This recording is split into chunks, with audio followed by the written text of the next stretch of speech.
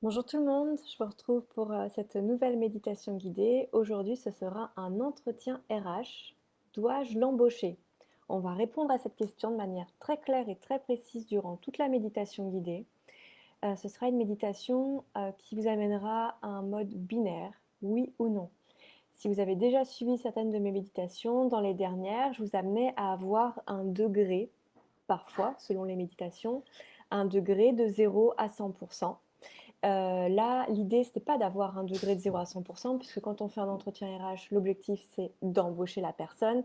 Et je sais pas, je l'embauche à 30%, je l'embauche à 70%, c'est je l'embauche, oui ou non. Donc là, cette méditation guidée, il n'y en a qu'une, ce n'est pas un pack pour cette fois-ci, une seule, avec différentes questions sur la place de la personne qui suit l'entretien avec vous.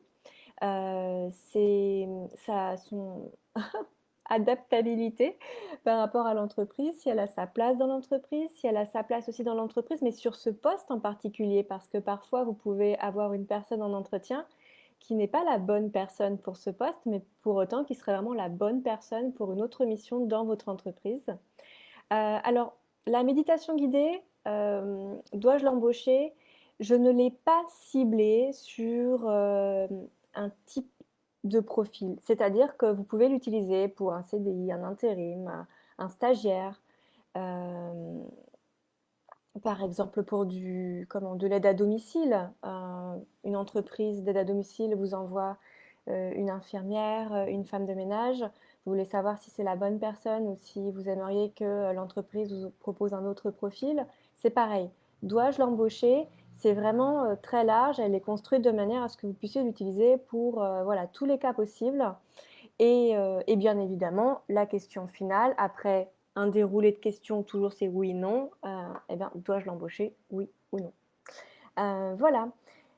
Si vous me suivez déjà depuis un certain temps, vous aurez sans doute remarqué que toutes les méditations guidées que je construis pour vous, je le fais dans l'objectif que ça apporte quelque chose de concret, de factuel. C'est toujours dans l'idée d'utiliser un outil, en l'occurrence la méditation guidée, qui peut être perçu comme quelque chose d'assez subtil, on va dire, ou pas assez terre à terre, ou pas assez concret. Et bien au contraire, si je le propose autant pour les particuliers que pour les entrepreneurs, entreprises, sociétés, peu importe le statut officiel, c'est bien aussi pour démontrer que en fait, c'est un outil qui apporte vraiment du concret, du factuel.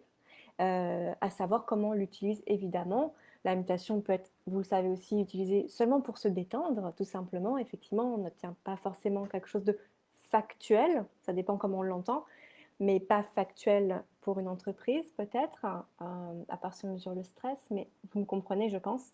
Là, voilà, on l'utilise dans des domaines qui sont très précis, qui demandent de l'information, voilà, concrète.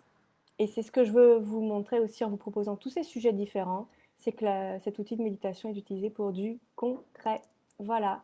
Donc, elle est déjà disponible hein, sur mon site. Vous avez le lien, comme toujours, au-dessus de la vidéo. Entretien RH, dois-je l'embaucher? Oui, non. Toutes les questions sont formulées comme ça pour avoir quelque chose de très clair. C'est oui ou c'est non. Il n'y a pas de demi-mesure. Vous savez à la fin, c'est oui, c'est non. La personne a-t-elle sa place dans l'entreprise? Oui, non.